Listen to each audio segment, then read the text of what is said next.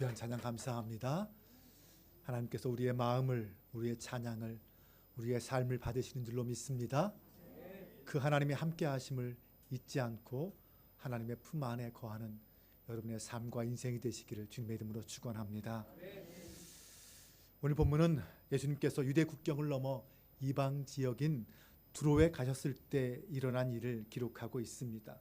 한 이방 여인이 예수님 앞에 나와서 예수님과 긴장이 가득한 대화를 나누고 예수님께 큰 은혜를 받았습니다. 이 이야기는 수로보니게 여인의 믿음이라는 제목으로 마태복음 15장과 오늘 본문 마가복음 7장에 기록되어서 믿음의 역사에 길이 남는 일이 되었습니다. 성경에는 이 사건을 전후하여 다른 비슷한 두 가지 사건이 또 있습니다. 그렇다면 우리는 먼저 이 세 가지 사건의 공통점을 살펴볼 필요가 있습니다. 앞서 먼저 마가복음 5장에 보면 야이로라 하는 한 회당장이 예수님께 나와 그 발 아래 엎드려서 자기 집에 와 주시기를 간절히 구하는 이야기가 나옵니다. 회당장이라고 하면 종교적 사회적으로 상당한 지위를 가진 사람입니다. 그런데도 야이로 회당장은 30대 초반밖에 안 된 아무 지위도 없는 한 젊은 청년 앞에서 수많은 사람들이 보는 앞에서 그 발 아래 엎드렸습니다. 이해하기 어려운 이상한 행동입니다. 그 다음 일어난 일은 마가복음 9장에서 예수님이 변화산에서 내려오셨을 때 있었던 사건입니다. 산 밑에서는 제자들과 많은 무리들이 함께 서로 변론하고 있었습니다. 그런데 그때 한 아이의 아버지가 주님께 그의 믿음 없다라는 것을 지적받는 일이 벌어집니다. 그때 그 아이의 아버지는 주님을 향하여 큰 소리로 외치죠. 내가 믿나이다. 나의 믿음 없음을 도와주세요. 그렇게 외쳤습니다. 그러면 오늘 본문의 이 수로보니게 여인과 5장의 회당장 야이로 그리고 9장의 변화산 아래 그 남자, 이 사람들의 공통점은 무엇입니까? 네, 그들은 모두 예수님을 찾아와서 예수님을 만났습니다. 그리고 예수님으로부터 놀라운 은혜를 경험했습니다. 그런데 좀 더 자세히 그 상황을 살펴보면 그들은 모두 한 아이의 부모라는 공통점이 있습니다. 한 아이의 아버지요, 한 아이의 어머니였다라는 것입니다. 그들은 한 아이의 부모로서 예수님 앞에 나아갔습니다. 때로는 당돌하게 나아갔지만 예수님으로부터 모욕을 당하고 자존심이 상하는 어려움도 겪었습니다. 하지만 그런 모욕을 전혀 개의치 않았고 오직 병들어 고생하는 자기의 아들 때문에, 딸 때문에 부모의 모든 것을 걸고 있습니다. 이것이 오늘 본문에 나오는 부모들의 모습입니다. 자녀를 위해서 온갖 수모를 감당하는 부모. 이 부모들을 생각하면서 오늘 이 어버이 주일의 말씀에 귀를 기울이시기 바랍니다. 자녀를 위한 마음은 아버지나 어머니나 별반 다르지 않습니다. 그것이 이 땅의 모든 부모들의 모습이죠. 나아가서 하나님 아버지의 마음이기도 합니다. 회당장 야이로는 죽어가는 딸을 위해 자신의 지위도 자신의 자존심도 다 내던졌습니다. 회당이란 예루살렘 성전이 무너진 다음에 이스라엘 사람들이 바벨론 포로로 끌려갔을 때 그곳에는 성전이 없어서 회당을 지어놓고 거기에서 함께 기도하며 거기에서 예배를 드렸습니다.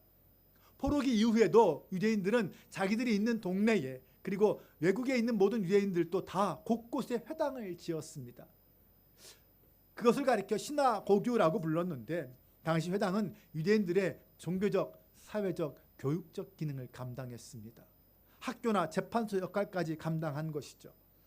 그러므로 회당장이라고 하면 그 지역에서는 가장 명망 있고 상당한 지위를 가진 사람이라고 할 수 있습니다. 마태복음에 보면 그 회당장을 관리라고 표현했습니다.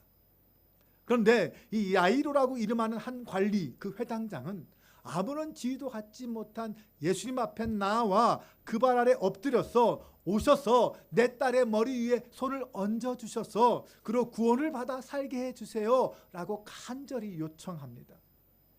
그리고 그 결과 우리가 알듯이 달리다굼의 놀라운 기적이 일어났습니다.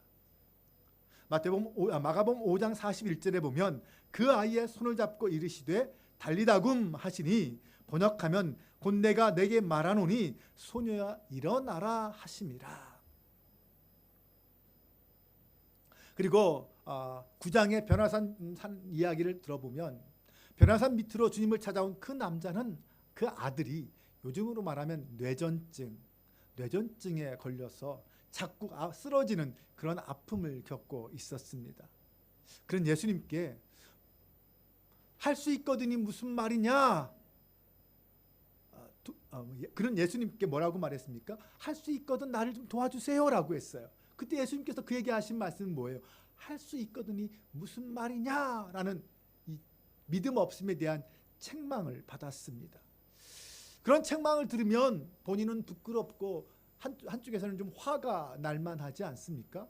그런데 그 사람은 자신의 가엾은 그 아들을 생각하면서 내가 믿나이다, 나의 믿음 없음을 도와주세요, 이렇게 간절히 주님께 외치면서 자신의 믿음을 새롭게 고백했습니다.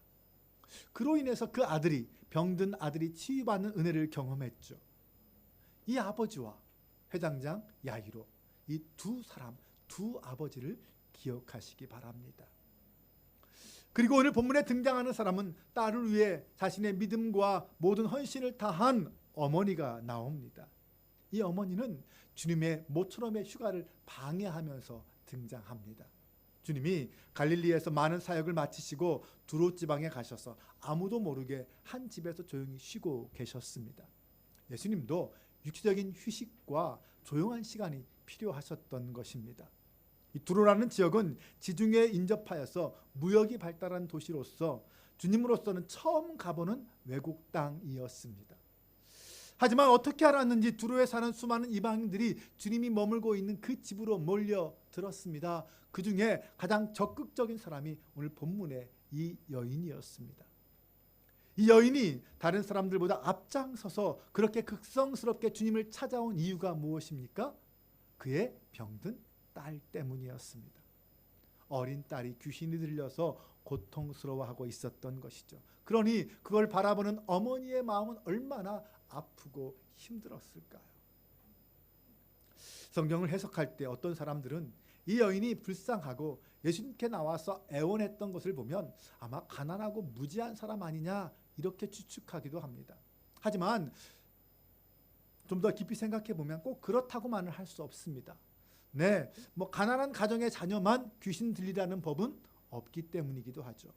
또한 이 여인의 출신은 마태복음에서는 가나안 여인이라고 했는데 마가복음에서는 조금 더 구체적으로 헬라인이요 수로보닉의 족속이라고 표현합니다.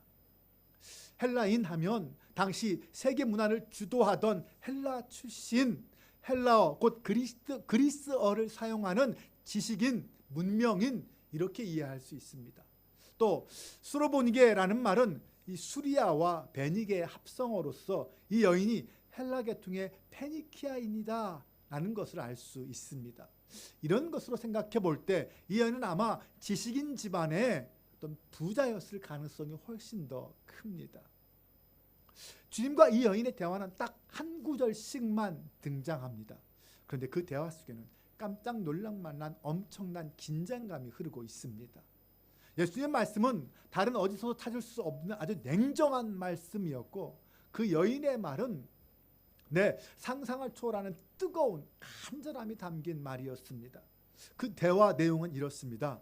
27절과 28절에 보면 예수께서 이르시되 자녀로 먼저 배불리 먹게 할지니 자녀의 떡을 취하여 개들에게 던짐이 마땅치 아니하니라. 여자가 대답하여 이르되 주여 올소이다마는 상 아래의 개들도 아이들이 먹던 부스러기를 먹나이다. 오늘 이 예수님의 말씀을 살펴보면 평상시 예수님의 태도와는 전혀 다릅니다. 전혀 예수님 같지 않은 말씀을 하셨습니다. 여기서 자녀는 유대인을 가리키죠. 유대인들이 마땅히 받을 그 은혜를 어찌 개들에게 던지겠느냐라는 것입니다. 개라는 말은 당시 유대인들이 할례 받지 못한 이방인들을 부를 때 썼던 언어입니다. 온 세상을 구원하러 오신 그리스도께서 어떻게 이렇게 경박하고 야비한 단어를 쓸 수 있습니까? 병들어 신음하는 딸이 불쌍하여서 견디다 못해 예수님까지 찾아왔습니다. 왔으면 병을 고쳐주기는커녕 유대인이라고 공공연하게 모욕을 주십니다. 만약 우리가 그런 모욕을 받았다면 여러분은 어떻게 하셨겠습니까? 아마 당연히 화를 내고 항의를 했을 것입니다. 네, 요즘같이 개인의 인권이 중요시되는 시대에는 이 예수님의 행동은 정말 갑질이었고 인격 모독이었습니다. 경찰서에 가서 인격 모독죄로 고소해도 할 말이 없을 정도였습니다. 그런데 이 어머니를 보시기 바랍니다. 이 어머니는 그 소리를 듣는 순간 아마 그 속에서, 성경에 표현은 없지만 욱하고 올라왔을 거예요. 아마 분노와 실망의 감정이 올라왔을 것입니다. 그런데 그 모든 걸 억누르고 주님 옳습니다 라고 자신을 내려놓고 겸손하게 반응합니다. 그리고 이어서는 부스러기 은혜라는 엄청난 믿음의 고백을 했습니다. 네, 자녀에 대한 사랑이 없었다면 그렇게 참고 그런 믿음을 고백할 수 있었을까요?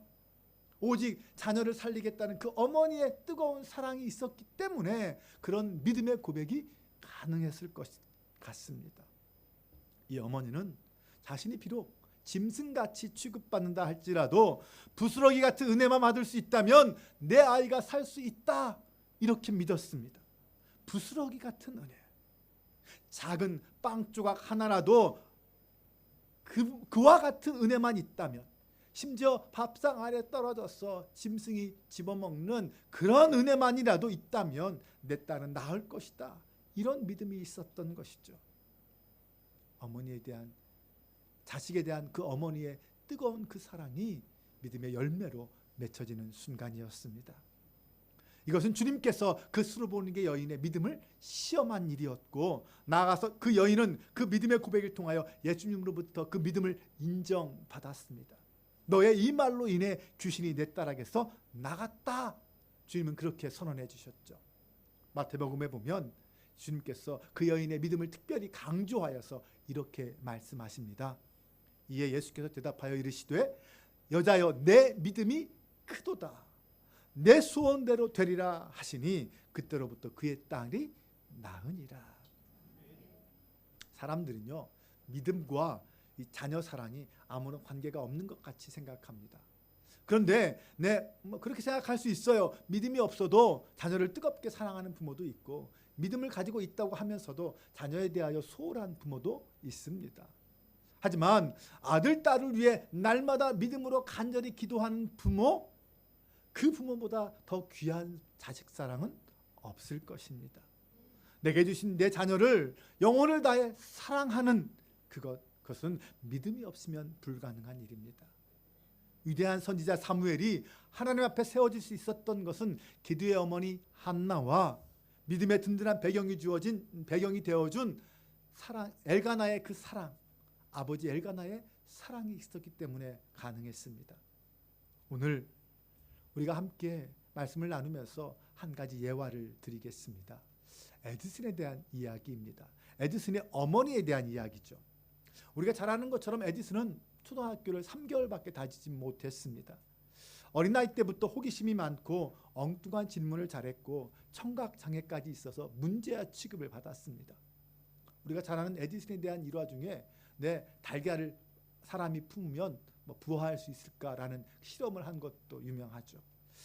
그런 에디슨이다 보니 학교 생활이 원만할 수 없었을 것 같습니다. 어느 날 선생님이 에디슨에게 꼭 어머니에 전달하라고 하면서 봉인된 편지 하나를 주었습니다. 에디슨이 어머니 낸시 매튜스 엘리엇에게 이 편지를 갖다 주었더니 어머니가 그 편지를 읽고 난 후에는 에디슨을 불러 앉혀놓고 그 선생님의 편지를 큰 소리로 읽어 주었습니다. 당신의 아들은 천재입니다. 이 학교는 너무 작아서 천재를 가르칠 만한 좋은 교사가 많지 않습니다. 어머니가 직접 가르쳐 보세요.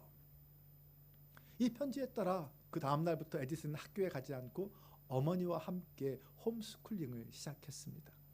어머니는 교사 출신이었습니다. 이 막내 아들을 사랑과 믿음으로 열심히 가르쳤습니다. 아들과 함께 백과사전을 찾아보면서 호기심 많은 아들의 호기심을 채워주었고 날마다 기도하는 어머니였습니다. 먼 훗날 어머니가 세상을 떠난 뒤에 에디슨이 세계의 발명가가 된 다음 어머니의 유품을 정리하다가 노랗게 빛바랜 편지 한 장을 발견했습니다. 그것은 어머니가 소년 시절 에디슨에게 읽어주었던 선생님의 편지였습니다. 그런데 편지의 원본은 어머니가 읽어준 것과 완전히 달랐습니다. 당신의 아들은 너무 번잡스럽고 지적 장애가 있어서 학교에서 가르치기가 어렵습니다. 앞으로 학교에 오지 않았으면 좋겠습니다. 네, 진실이 밝혀졌습니다. 어머니는 아들을 향한 그 사랑으로 아들의 마음이 상하지 않게 하기 위해서, 용기와 희망을 주기 위해서 그 선생님의 편지를 믿음의 글로, 소망의 글로 바꾸어서 아들에게 읽어 주었던 것입니다. 그리고 어머니는 아들의 앞길을 열어주기 위해서 하나님 앞에 간절히 기도하며 사랑으로, 믿음으로 아이를 양육했습니다. 에디슨은 눈물을 닦으면서 자신의 어머니이자 인생의 멘토인 이 낸시를 향하여 위대하고 놀랍고 위대한 어머니라고 칭송했다고 합니다. 사랑하는 여러분, 오늘 우리에게도 놀랍고 위대하신 어버이가 계신 줄로 믿습니다. 오늘 내가 나된 것은, 오늘도 믿음으로 주님 안에 거하게 된 것은 모두 이 놀랍고 위대한 어버이 덕분인 줄로 믿습니다. 그것을 주님께 감사드리며 이제라도 우리의 사랑을 조금이라도 표현할 수 있었으면 좋겠습니다. 이 시간 그 사랑의 마음을 담아 어버이 은혜, 평소에 잘 불러보지 못하죠. 1년에 한 번도 안 불러보는 어버이 은혜, 이 시간 한번 간절한 마음으로 부모님을 생각하며 불러보았으면 좋겠습니다.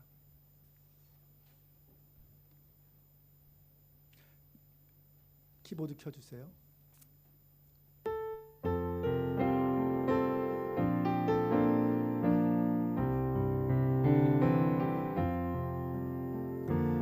나 실제 괴로 다 잊으시고 길제 밤낮으로 애쓰는 마음, 진자리 마른 자리 가라니시며 손발이 다 닳도록 고생하시네. 하늘 아래 그 무엇이 넓다리요. 어버이의 희생은 가히 없어라. 어려선 안고 업고 불러주시고 자라선 문개 뒤 기다리는 마음, 알을 쌓 그릇 될 사 자식 생각에 고우시던 이마 위에 주름이 가득, 땅 위에 그 무엇이 높다리요. 어버이의 정성은 지극하여라.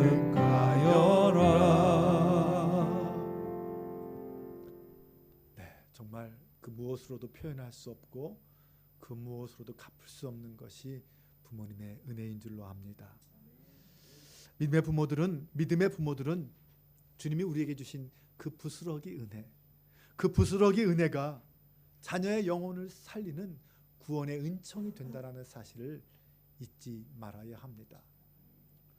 우리의 가정에 다가온 그 어떤 기회를 통하여 믿음의 씨앗이, 믿음의 부스러기가 우리 가운데 떨어졌다면 이것이 우리의 자녀들과 우리의 집안 대대로 구원의 은총이 임하는 계기로 만들었다는 것을 감사할 수 있어야 할 것입니다.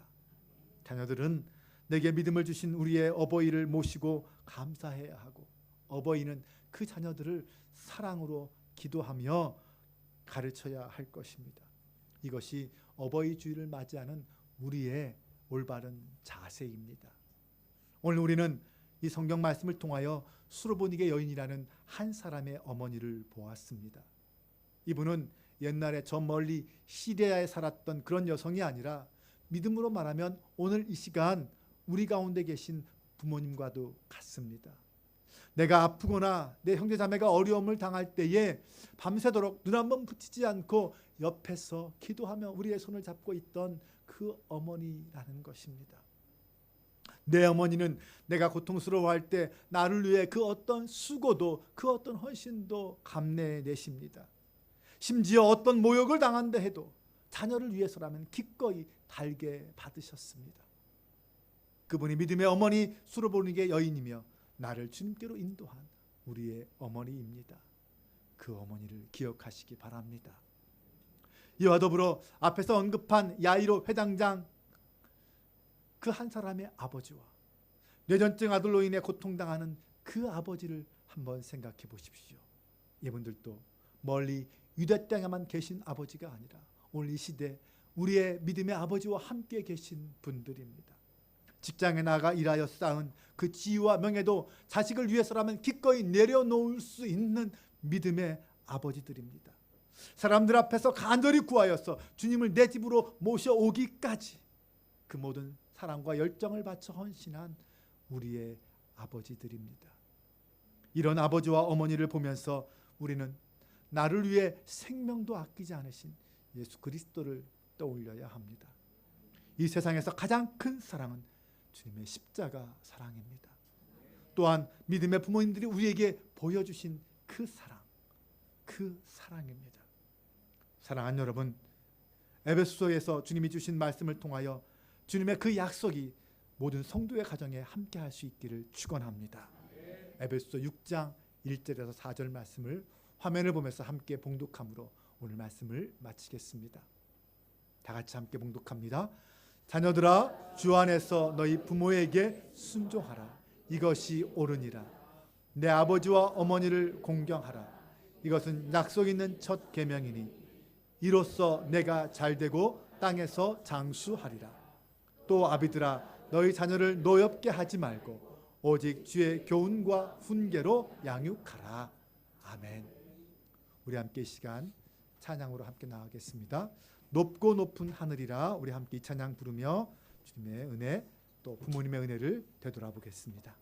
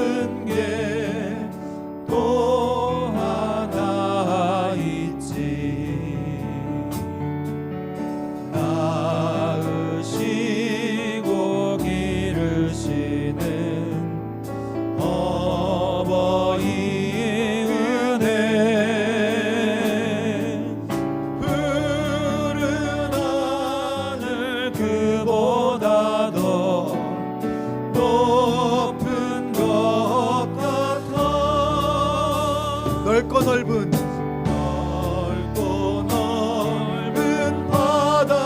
바다라도 말들 하지마. 나는 넓은 게 또 하나 있지. 사람 되라 이름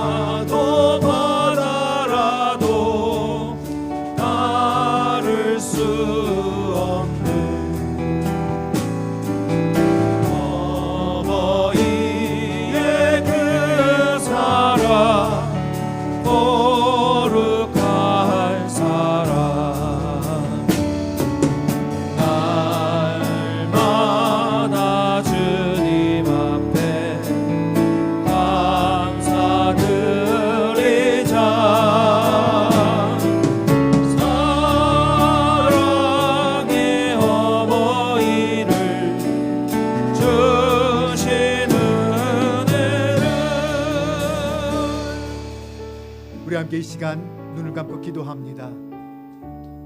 하나님은 우리에게 최고의 선물로 어버이를 주셨습니다.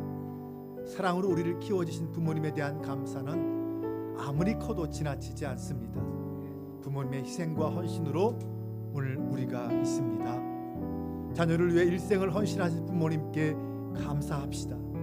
무엇보다 이제는 내가 그런 부모가 되어 우리의 자녀들에게 아름다운 믿음과 사랑의 유산을 남기는 믿음의 부모가 됩시다.